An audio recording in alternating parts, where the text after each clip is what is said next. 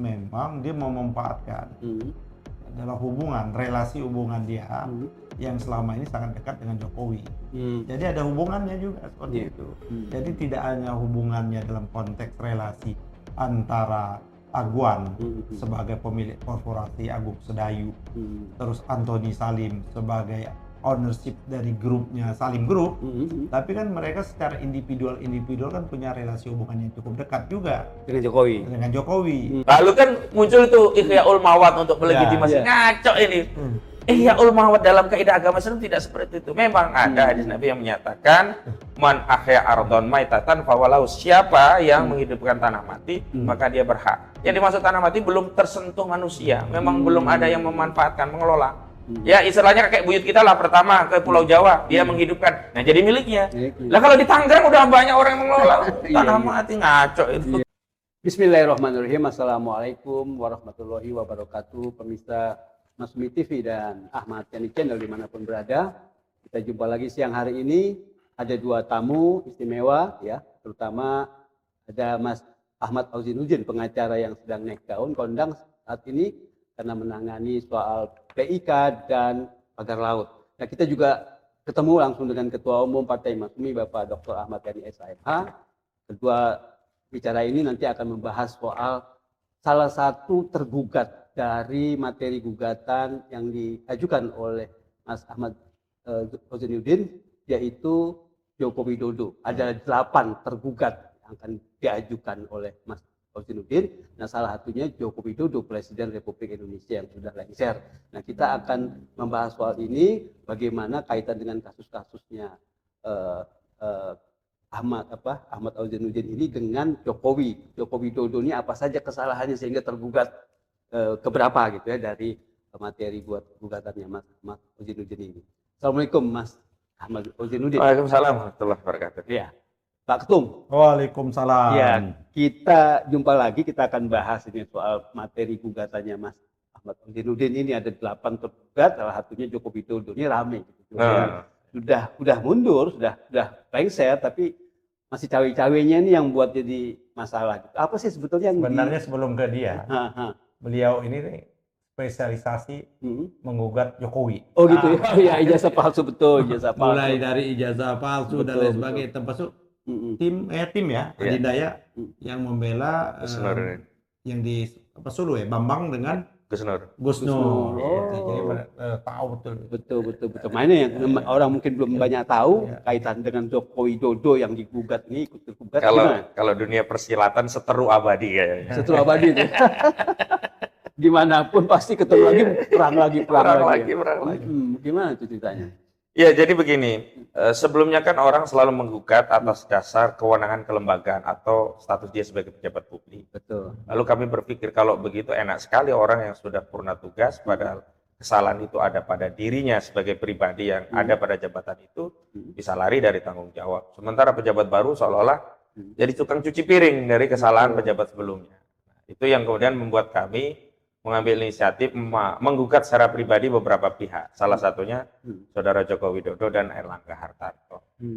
Jadi Joko Widodo kami gugat terkait PSN PIK 2, baik yang status PSN maupun di luar wilayah PSN, termasuk Airlangga Hartarto. Itu karena kesalahan pribadi dia yang melakukan perbuatan melawan hukum saat menetapkan PIK itu sebagai statusnya PSN begitu. Dan sempat salah juga Airlangga Hartarto, Bang. Jadi waktu panggilan ketiga baru datang dia, yang datang itu justru dari Kementerian Koordinator Bidang Ekonomi. Oh, Menko. Ya kita tolak lah, orang kita gugat secara pribadi, hakim pun menolak. Akhirnya ditunda, datang lagi, baru kemarin lengkap datang atas nama pribadi karena dia digugat pribadi. Apa sih yang kemudian menjadi soalan ya? Kan kami gugat itu beberapa pihak, termasuk kenapa juga kami pihak Aguan itu kita gugat, Bang? Kan biasanya kan korporasinya atau individunya? Pribadinya. Ini Aguan pribadinya. Kan biasanya kan cukup korporasinya. Betul. Kalau di akta perusahaan itu kan direktur bertindak ke dalam maupun keluar, ya, baik di hadapan pengadilan maupun di luar pengadilan. Betul. Nah, kami melihat ada kausalitas dari Aguan dan Anthony Salim dalam proyek PIK 2 ini. Jadi begini, siapa sih pihak yang paling diuntungkan dari proyek PIK 2? Jawabannya tentu pemegang saham mayoritas PT Pantai Indah Kapuk II. Siapa pemegang saham mayoritas PIK ini? Ya, kami mendapatkan data 89,2% itu adalah grup Agung Sedayu dan grup Salim Group. Siapa pemilik Salim Group dan Agung Sedayu? Ya, Antoni Salim dan gua. Jadi reasonnya begini, kalau dia ya proyek ini untung besar, mereka mendapat keuntungan paling besar. Nah, kalau proyek ini melakukan pelanggaran hukum, mereka juga harus bertanggung jawab yang paling besar, gitu. Iya, jangan kemudian selesai di direksi dan yang lainnya begitu. Nah, itu yang jadi latar kami menarik pribadi-pribadi dalam kasus ini. Terlepas korporasinya PT Pantai Indah Kapuk II juga kita gugat, korporasi layer yang lain seperti PT Kuku Mandiri Lestari itu juga kita gugat, juga sejumlah pihak-pihak lain yang ikut memuluskan agenda perbuatan melawan hukum yang kami kumulasikan ada 8 poin. 8 perbuatan melawan hukum. Berapa tergugat itu? Ada 8 tergugat dan 1 turut tergugat. Turut tergugat? Turut tergugat Kementerian Keuangan. Tapi sebelumnya saya tanya itu Jokowi nggak pernah datang dihadirkan di pengadilan. Iya, jadi 2 kali tidak datang dan ketiga utus kuasa hukum. Dan memang boleh lah kalau dalam panggilan awal. Yang nggak boleh itu nanti kalau saat mediasi, karena di perma yang mengatur mediasi itu prinsipal wajib hadir. Maka Senin besok kita tunggu, Pak. Datang langsung. Artinya Jokowinya ini? Semua harus hadir langsung. Harus hadir semua. Gimana nih Ketum nih kalau misalnya mereka nggak datang hari Senin ini? Nah itu kan gini memang ini hal ini baru dan tidak baru lah, ya kan? Baru memang selama ini juga orang-orang kan kalau meminta pertanggungjawaban itu karena ini diatur oleh undang-undang perseroan, maka diminta pertanggungjawabannya adalah korporasi. Itu ada yang sekarang ini. Tapi sesungguhnya dulu ada juga pertanggungjawaban yang melekat pada ownership-nya itu. Perorangan. Ya, yang perorangan ya kan, ownership-nya ini kan sesungguhnya yang selalu tidak terbaca. Selalu yang di belakang layar itu adalah Antoni Salim. Selalu. Itu kan yang selalu muncul itu adalah aguan. Padahal kalau saya meyakini share saham terbesar itu tetap Antoni Salim begitu tuh. Nah, makanya apa yang ditulis oleh teman kita Kisman Adinda, berhentilah membuat gaduh aguan dan Antoni Salim seperti itu. Nah, karena ini adalah menyangkut memang dia mau memanfaatkan adalah relasi hubungan dia yang selama ini sangat dekat dengan Jokowi. Jadi ada hubungannya juga seperti itu. Jadi tidak hanya hubungannya dalam konteks relasi antara Aguan sebagai pemilik korporasi Agung Sedayu, terus Antoni Salim sebagai ownership dari grupnya Salim Group, tapi kan mereka secara individual kan punya relasi hubungan yang cukup dekat juga dengan Jokowi. Dan itu kan dapat kita buktikan di media pada waktu mereka ya kan mendukung Jokowi dalam rangka proyek IKN. Betul. Walaupun di ujungnya itu adalah Aguan menyatakan dia dalam rangka untuk menjaga agar Jokowi tidak kehilangan muka. Kan selama ini kan dia berbohong tuh. Yang akibat itulah kawan kita si Rocky Gerung menyatakan Jokowi bajingan tolol kan. Nah, kalau kita boleh menyatakan karena itu tidak masuk wilayah ranah disebut delik melakukan karena Rocky kan sudah memenangkan pertarungan itu di pengadilan Jakarta Selatan seperti itu. Nah, jadi menurut saya bagus ini dan ini menjadi pelajaran. Masalahnya kalau misalnya hari Senin besok Jokowi nggak datang. Nah, ini kan kita belum masuk ke situ. Kita kan baru melihat legal standing pihak-pihak yang digugat. Nah, legal standing pihak-pihak yang digugat ini kan personal.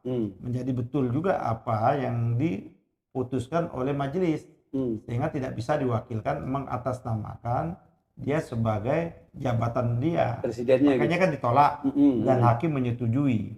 Karena yang address yang digugat ini kan personalnya seperti itu. Nah, jadi karena proses perawalan sidang itu pihak dia anggap sudah lengkap, kan sudah lengkap walaupun melalui kuasa hukumnya. Maka memang langkah berikutnya itu sekarang ini memang wajib untuk mediasi. Itu peraturan Mahkamah Agung. Memang tidak diatur di hukum acara, tapi diatur dalam permannya Mahkamah Agung.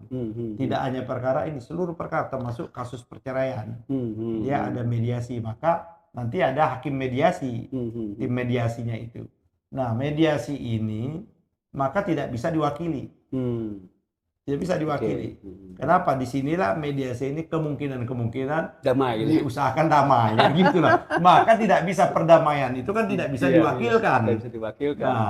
Nah, ini kan damai itu kalau ini menyangkut persoalan-persoalan personal. Urusannya, ini kan ada urusan personal dia sebagai jabatannya, kan?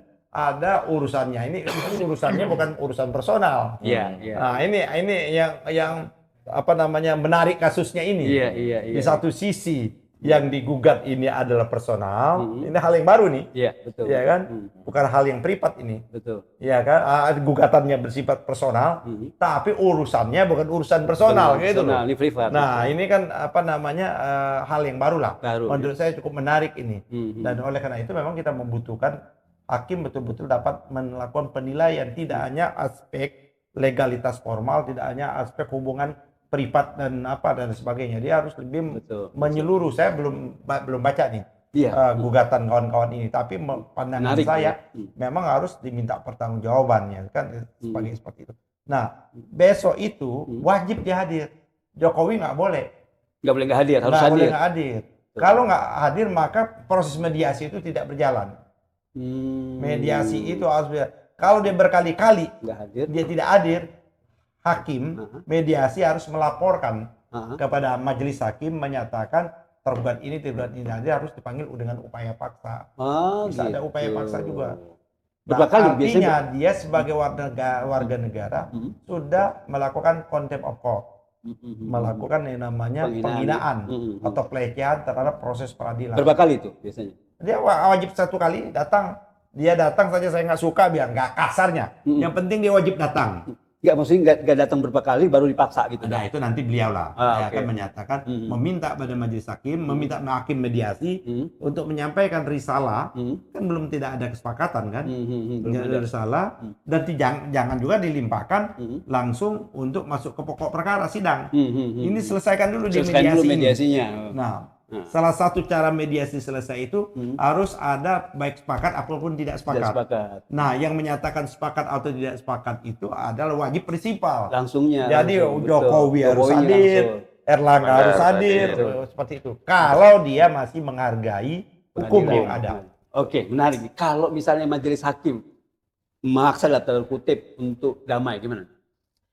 Jadi kalau kita mau damai atau tidak itu kan dikembalikan kepada petitum yang kita ajukan.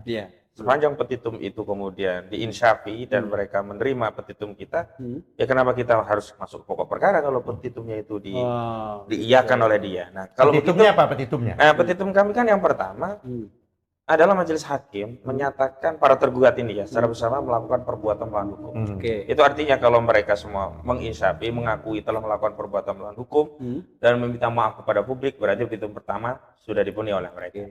Kan asas perdata itu kalau sudah ada pengakuan selesai, ngapain dibuktiin? Mereka ngakui gitu. Yang kedua, kita minta setiap satu perbuatan melawan hukum itu kan ada konsekuensi ganti rugi. Nah, kita minta untuk membayar ganti rugi yang nilainya dulu waktu itu karena ini kepentingan publik, walaupun tadi gugatannya privat, maka kami tidak pernah meminta majelis hakim membayar ganti rugi itu kepada para penggugat 20 orang ya, ada purnawirawan, jenderal, ada aktivis, itu totalnya 20. Kami menggugat dengan nilai 616,2 triliun rupiah agar dibayarkan kepada negara melalui turut tergugat yakni Kementerian Keuangan dalam rangka apa?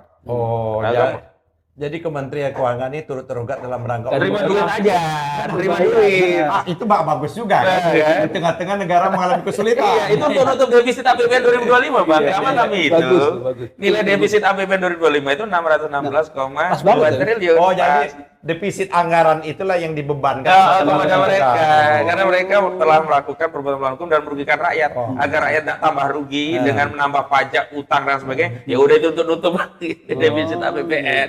Terus kami minta juga untuk seharusnya Erlangga setuju dong. Kementerian Keuangan sangat setuju, dapat cuan ya kan. Iya. Terus yang paling penting adalah menghentikan seluruh proyek baik di wilayah yang PSN maupun di luar PSN. Karena kita tahu wilayah PSN itu hanya 1.755 hektar.